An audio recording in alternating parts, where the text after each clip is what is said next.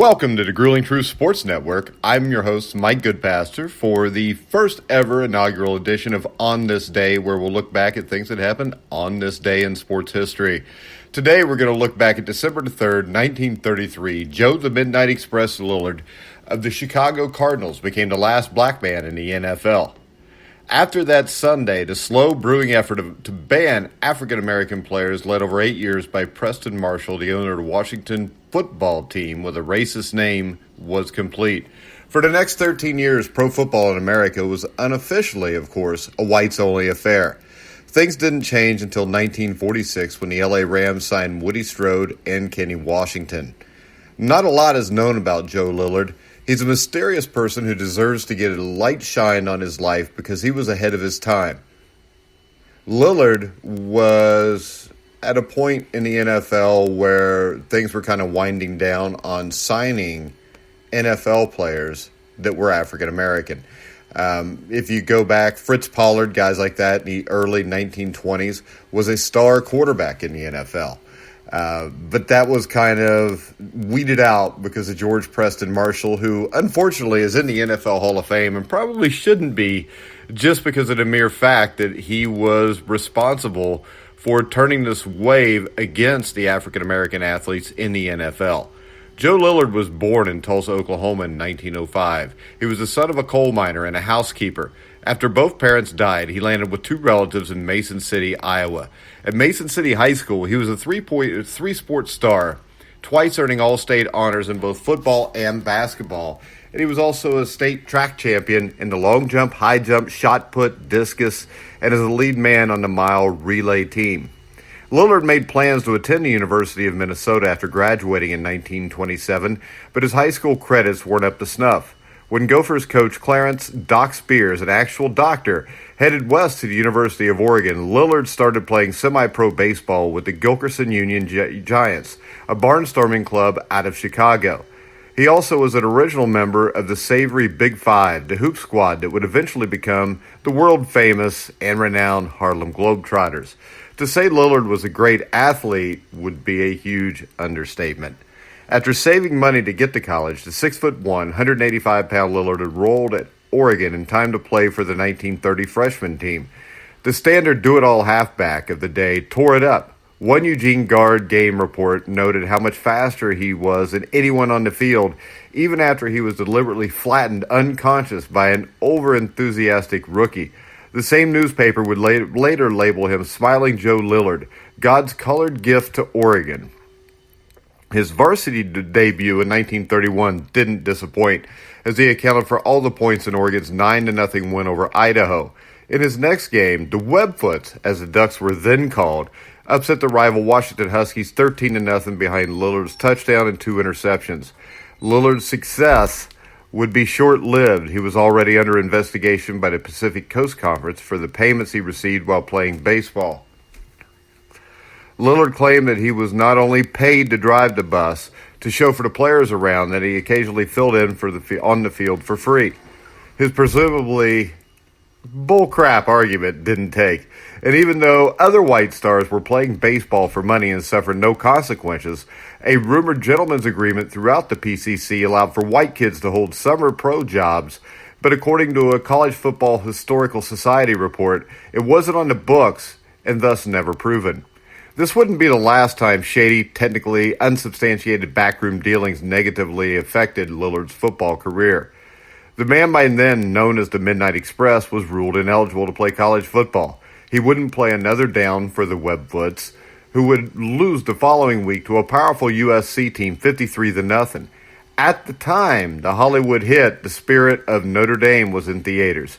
Reportedly, a bunch of Trojans had been paid $10 a day to appear in this film, but since it was movie work, it didn't affect their amateur status. Lillard dropped out of college, finished the year playing in professional all-star games. His touchdown runs of 55 and 45 yards in back-to-back games caught the eye of NFL scouts in 1932. He joined the Chicago Cardinals, becoming the 13th black player, although the only one that season to appear in an NFL since it was formally founded in 1920. 5 other African Americans played professionally prior to the NFL. Lillard played in 18 of 21 games for the Cardinals in 1932 and 33, rushing for 494 yards at nearly 10 yards a clip. He threw for 372 yards, but the team's overall record was an abysmal 3-15-3 in 1933. The Cardinals won one miserable game, beating the Cincinnati Reds. Yes, the Cincinnati Reds were an NFL team, 3-0 on a Lillard field goal. The interesting thing about the Reds, maybe the worst team in NFL history. You can go to thegruelingtruth.com and see an article I wrote about it. Just punch in the search bar, 1934 Cincinnati Reds. Kicking was not Lillard's strength, but he was a guy that could do just about everything. But he did have a habit of missing extra points, which cost the Cardinals 2 games that season. Still, Lillard was the Cardinals' lone bright spot. His season highlight was a newsreel-worthy 50-yard punt return touchdown in which he outran Bears superstar Red Grange. Lillard would finish that season accounting for 31 of the Cardinals' 52 points. The black newspaper, the Chicago Defender, called Lillard easily the best halfback in football, and it seems clear his athletic talent was off the charts compared to others of his time. What truly set Lillard apart from the players of this era, however, was his modern attitude. He didn't take crap from anybody. On the Cardinals, Lillard didn't have a Jackie Robinson approach. He got into a lot of fights on the field, retaliated when he thought others crossed the line, showed up late to team meetings, and got into it with his head coach in terms of discipline. But the Cardinals were so bad that they had to put up with his antics. Fists were thrown and then thrown some more. In the first game of the 1933 season, Lillard was tossed for getting into it with the Pittsburgh Pirates' Tony Holm. He wasn't even around for the taste of victory against the Cincinnati Reds in 1933, as he and Reds guard Lester Kaywood got ejected for trading haymakers after his fourth quarter field goal. Opposing white players knew that Lillard didn't back down and couldn't be baited into brawling. They also knew they were much less likely to get thrown out if such a brawl occurred. Referees looked away from physical abuse heaped upon black players. In a 2003 Sports Illustrated article about forgotten African-American pioneers, author Daniel Coyle said that at times Lillard's own teammates stopped blocking for him just so opposing defenses could inflict more punishment. And it's not like he had the backing of management. According to Thomas G. Smith's book, Showdown, JFK and the Integration of the Washington Redskins, Cardinals PR officer Rocky Wolf backed Lillard's teammates who couldn't handle his swagger. Wolf said that Lillard should change his attitude by living, walking, and breathing in a manner that does not bespeak supremacy. Chicago Defender columnist Al Monroe begged Lillard to heed his bosses because he was the lone link in a place we're holding on to by a very weak string. The Pirates' Ray Kemp, the only other black NFL player in the 1933 season, called him an angry young man. It's not hard to fathom why a proud man like Lillard would be upset. By the end of 1933, Lillard and his temper were seized upon by racist owners to ban blacks from the NFL. In the pre- and early NFL days, NFL fans passed the hats on Sunday. There wasn't much money for players, and teams came and went. So teams needed bodies. College football was a much bigger deal. African-American college stars like Fritz Pollard and Paul Robeson were drawing cards for team owners, helping the league establish itself. In 1925, Red Grange becomes arguably the first dominant white superstar. The NFL gains more fans and a measure of stability, so the need for black players diminished greatly from 1925 to 1933. They're gradually removed and then finally eliminated altogether after Lillard plays his final game.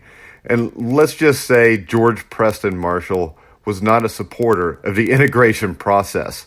Marshall was a determined segregationist who wouldn't integrate his team again until 1962, and only then because the Kennedy administration forced his hand. He also was instrumental in a 1933 NFL reorganization that set up the East and West divisions and a championship game. It's not exactly clear why Marshall held so much sway, but by most accounts, he was the ringleader when it came to following baseball's well-established bigotry in order to modernize football. Whether it was at Marshall's behest or his mere suggestion, a wall was built and the league was lily white until after World War II. It's been characterized as an informal color barrier, but is clearly formal because no other black players are offered the opportunity to play again until 1946. So the Cardinals let Lillard go. Later head coach Paul Schisler would basically say that blacklisting was in everybody's best interest. His paternalistic argument was that since Lillard was a marked man, it made the Cardinals a marked team, so keeping them out of the league was really best for everyone's safety. In Showdown, Smith writes that some blacks believed owners were using Lillard's fiery personality as a crutch, a cheap excuse to keep blacks out. The owners, even Marshall, denied that there were any type of exclusionary arrangements against African Americans. A defiant Lillard would later tell the Brooklyn Eagle that he knew the score. The pro league and the way they handed out the bumps is a joke. Why I never got hurt among the pros like I did in college, he said. Fellas on the other team used to be told to gang tackle me even when I wasn't in play, to try and get me off the field. Even without the NFL, football kept Lillard afloat for a while. He played for a variety of semi-pro teams, including the Westwood Cubs of the Pacific Coast Football League, the Union City Rams of the American Pro Football Association. He became the first black captain of a legitimately mixed-race team there, and the New York Brown Bombers, which beat two separate all-white all-star teams 28-6 and 27-0 back-to-back on the same day. No NFL team ever had the guts to give them a game. His last year for football was 1941. For good measure, Lillard also pitched 5 years in the Negro Leagues until finally hanging up the glove in 1944. He is one of only 3 men to play in both the Negro Leagues and the NFL. He kind of rented himself out like Satchel Paige, moving from team to team, but he was a hell of an athlete. I mean, when you read about him, you kind of imagine a 1930s version of Bo Jackson or Deion Sanders, that type of guy who really didn't get any press at the time. And for a time after he retired, Lillard wrote a sports column for the New York Independent News, which was founded by Hall of Fame running back and fellow Brown Bomber teammate Fritz Pollard. In his later years, Lillard moved to Astoria, Queens, where he worked as an appliance store and Venn's Sporting Goods. On September 18, 1978, he suffered a stroke that resulted in agnosia.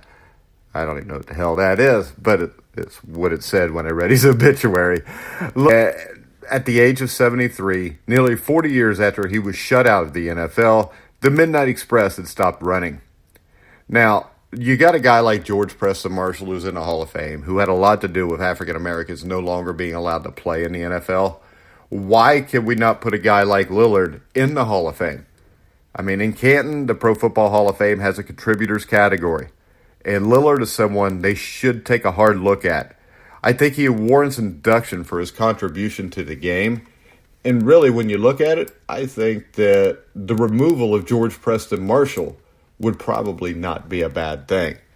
But that's our story for On This Day, December the 3rd, 1933. Joe Lillard, former quarterback for the Chicago Cardinals, the last NFL black to play until 1946.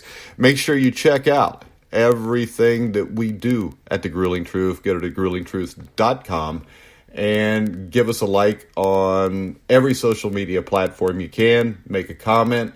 We're not like ESPN. We're not paid off. I mean, we don't have skin in the game where people give us money to say certain things. And where else do you hear about Joe Lillard? Joe Lillard's a guy that, his story needs to be told. And it's not just because he's African American, because he got screwed over, because he was an absolutely great athlete who got screwed over. And the story of George Preston Marshall needs to be told. And you can actually find that on thegruelingtruth.com, where I wrote an article about him and the way he basically removed African Americans from professional football from 1933 to 1946. But I want to remind everybody, you can hear all of our shows on iHeartRadio, iTunes, TuneIn, Spreaker, Stitcher, Spotify, Deezer, Podcast Addict. Wherever you find sports podcasts, you'll find The Grueling Truth.